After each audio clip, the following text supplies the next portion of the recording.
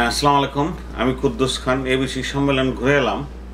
New ইয়র্কের জামাইকাতে ABC সম্মেলন শেষ হলো।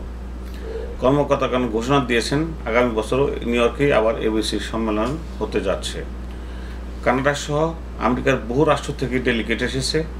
ক্যালিফোর্নিয়া থেকে জনাব আহমেদ কবির ও কুদ্দুস খান প্রতিনিধিত্ব করেছেন।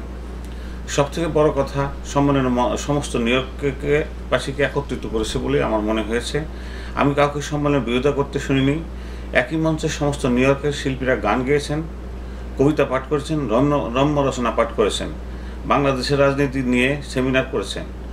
অনেক দামি নামি মুখ সম্মেলন দেখা গিয়েছে। জার্মান রেডিও,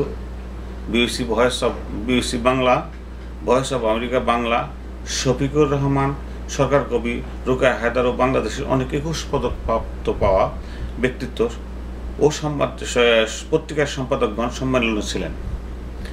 এত গুণীজনের সমাবেশে এক মঞ্চে আর কখনো কেউ দেখছে বলে আমার জানা নাই। সম্মেলন ছিল অত্যন্ত সংগঠিত, নিয়মকানুনের মাধ্যমে পরিচালিত। সম্মেলন পরিচালনা পরিকল্পনা করেছেন ঠিকানার মালিক ও সম্পাদক জনাব সাইদুর রহমান নিজেই। তাকে সার্বিকভাবে সাহায্য করেছেন ঠিকানা গ্রুপ, জনাব আবু লিয়াকত হোসেন ও নিউ ইয়র্কের সমস্ত মিডিয়া ব্যক্তিত্ব। আমি কাউকে কোনো অভিযোগ করতে শুনিনি, সেটাই আশ্চর্য ব্যাপার হয়ে দাঁড়িয়েছে। জনাব সাইদুর রহমান যার যেখানে মর্যাদা দেওয়ার দরকার সেখানেই মর্যাদা দিয়েছেন। গুণীজনদের সেমিনারের দিকে ঠেলে দিয়েছেন। সমস্ত পরিকল্পনাতেই জনাব সাইদুর রহমানের দক্ষতা প্রমাণিত হয়েছে। দেখে মনে হয়েছে জনাব রহমান অত্যন্ত দক্ষতার মাধ্যমে সব কিছু অত্যন্ত পরিকল্পনার মাধ্যমে করেছেন। জনাব সাইদুর রহমান গুণীজন সমাবেশে নতুন ধারা সৃষ্টি করেছেন বলে আমার মনে হয়েছে। সাধারণত এত গুণীজন একত্রিত হলে কিছু না কিছু সমস্যা হয়েই থাকে, কিন্তু এবিসি সম্মেলনে কোনো সমস্যার কথা শোনা যায়নি। ব্যক্তিগতভাবে জনাব সাইদুর রহমান বাইরে থেকে আগত প্রতিটি অতিথি খোঁজ খবর করেছেন। তিনি ব্যক্তিগতভাবে হোটেলে গিয়েছেন। প্রতি সেমিনারের সংগঠিত বা সাহিত্য আসার পরিকল্পনা তিনি নিজেই করেছেন। কার থেকে কতটুকু সাহায্য নেবেন তা নিজেই নির্ধারণ করেছেন। সম্ভবত সে কারণেই তিনি অনুষ্ঠান পরিকল্পনার জন্য স্মরণীয় হয়ে থাকবেন। সম্ভবত ব্যক্তি মালিকানা অনুষ্ঠান হওয়ার কারণে এত সাকসেসফুল হয়েছে বলে আমার ধারণা হয়েছে। বাংলা সমাজে গণতন্ত্র নয়, ব্যক্তিগত উদ্যোগের সম্মেলন বেশি সাকসেসফুল হয়, সেটাই সাইদুর রহমান প্রমাণিত করেছেন বলে আমার মনে হয়েছে। জনাব সাইদুর রহমানকে সার্বক্ষণিক সাহায্য করেছেন আবু হোসেন লিয়াকত। আবু ঠিকানা গ্রুপ না থাকলে সম্মেলন হতো না বলেই মনে হয়েছে। মঞ্চে জনাব সাইদুর রহমানকে দেখা যায়নি। দুদিনের অনুষ্ঠানে তিনি 2 বার 1.5-3 মিনিটের জন্য মঞ্চে গিয়েছিলেন। এটা একটু উল্লেখযোগ্য ঘটনাই বলতে হয়। জনাব আবুকে মঞ্চে দেখা যায়নি, এ কথা না বললেই নয়। ব্যক্তি মালিকানার সম্মেলন অথচ মালিকরা প্রচারে নেই। এই মহানুভবতাই সাইদুর রহমানকে চিরস্মরণীয় করে রাখবে বলে আমার ধারণা। Thank you. এবং বাংলাদেশ, জার্মানি, কানাডা, কলকাতা থেকে যারা আসছেন তাদেরকে আমি স্বাগত জানাচ্ছি। আমাদের বক্তব্যের কিছু নাই, শুধু আপনাদেরকে স্বাগত জানাচ্ছি এবং আমরা আপনাদের জন্য যে 2 দিনের অনুষ্ঠান আমরা প্ল্যান করেছি সেটা বিভিন্ন সেমিনার হবে বিভিন্ন রুমে। আশা করি আপনারা জানেন, কোনো অসুবিধা হলে আমাদেরকে বলবেন। আমরা চেষ্টা করছি গত 5 থেকে 6 মাস আমাদের ভলান্টিয়ার টিম এবং কমিটি নিয়ে আমরা কাজ করার জন্য। আমাদের উত্তর আমেরিকায় আমরা একটু ভিন্ন চিন্তা করার চেষ্টা করছি, যেখানে রাজনীতি নেই, যেখানে বিরোধ, কারণ আমাদের সর্বক্ষেত্রে আমাদের দেশে বিদেশে সমাজে রাষ্ট্রে বিশ্বে সব জায়গায় আমরা বিরোধে লিপ্ত।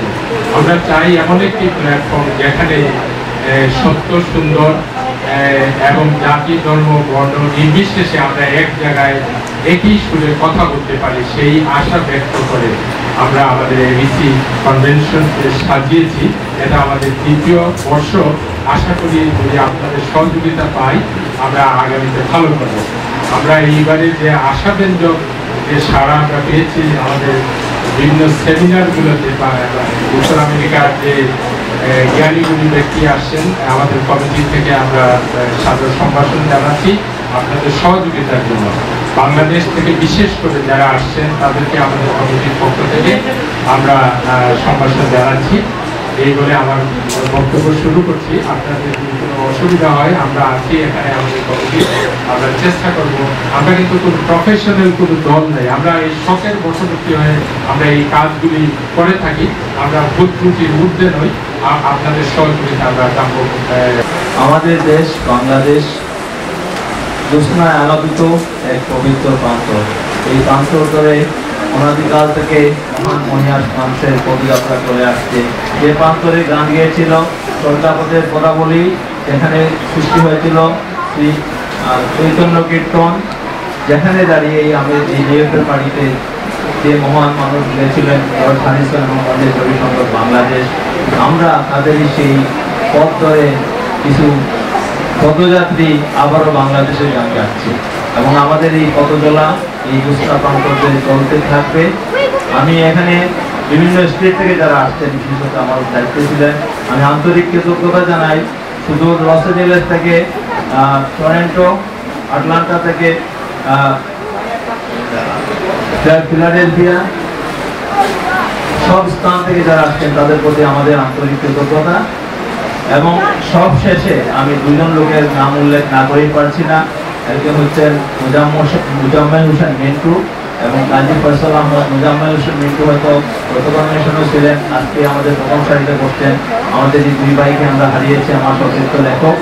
তাদের জন্য আপনারা 1 মিনিট কোনো এক সময়, আমি এখানে বলতেছি না আয়োজকদের, কোনো এক সময় একটু সময় করে নীরব প্রার্থনা করবে, এই আবেদন আপনাদের কাছে করে আমার বক্তব্য শেষ করছি। ধন্যবাদ। সংস্কৃতিকে যারা সমৃদ্ধ করেছিল অনেকেই আপনারা এখানে আছেন। আপনাদের সামনে দাঁড়িয়ে হয়তো বলার মতো সাহস পাচ্ছি না, কিছুটা বিগ নার্ভাস। তারপর একটা জিনিস বলবো, আমি ক্যালিফোর্নিয়া থেকে আসছি, এবিসি সম্মেলন, এটা দ্বিতীয় সম্মেলন, প্রথমটাতে আসতে পারিনি। এটা বলতে চাচ্ছি যে লস এঞ্জেলসের পক্ষ থেকে এবিসি সম্মেলনকে সহযোগিতা করার জন্য যত কিছু দরকার রব্বা এবং ওনার টিমকে আমরা সহযোগিতা করে যাব। আর একটা জিনিস আমি খুব সংক্ষেপে বলবো, আমি অনেক আগে একটা কোম্পানিতে কাজ করতাম, ট্রেনিংয়ের পরে তারা আমাদেরকে এই জিনিসটা বলতো যে চীনের একটা গ্রামে খুব বয়স্ক এক ভদ্রলোক ছিলেন, অনেকে বোধহয় জানেন। ওনার কথা সবাই শুনতো, উনি যা বলতেন হি ওয়াজ এ হারমিট, সবাই মনে করতো হি ওয়াজ ভেরি লার্নেড। আমাদের মধ্যে যেটা হয়, দুজন লোক মনে করলো যে ওনাকে সাহায্য করতে হবে, ওনার কথা যে মানতে হবে এমন কোনো কথা নাই। ওরা কি করলো, একটা মিটিংয়ে প্ল্যান করলো, ওনারা বললো যে একটা প্রশ্ন করলো, এমনভাবে করলো যে উনি যদি ইয়েস বলে তাতে উনি হারবে, নো বললে হারবে। ওরা জিজ্ঞেস করলো যে আমার হাতে একটা পাখি আছে, is it live or dead? উনি বললেন যে ইটস ইন ইওর হ্যান্ড। তো সবাই থেমে গেল। তো আবার এরা জিজ্ঞেস করছে, না এটা বলতে হবে আপনি এটা জীবিত না মৃত। উনি বললেন যে ইটস ইন ইওর হ্যান্ড। একটু থামার পর সবাই ওকে হাততালি দিল, তখন ওরা পাখিটাকে ছেড়ে দিল। এই জিনিসটা আমি এর জন্য বললাম যে এবিসি সম্মেলন রব্বা এবং ওনার টিম শুরু করেছেন। It is in our hand whether we should kill it or keep it alive। আমরা চেষ্টা করব যাতে যুগ যুগ ধরে এটাকে বাঁচিয়ে রাখতে।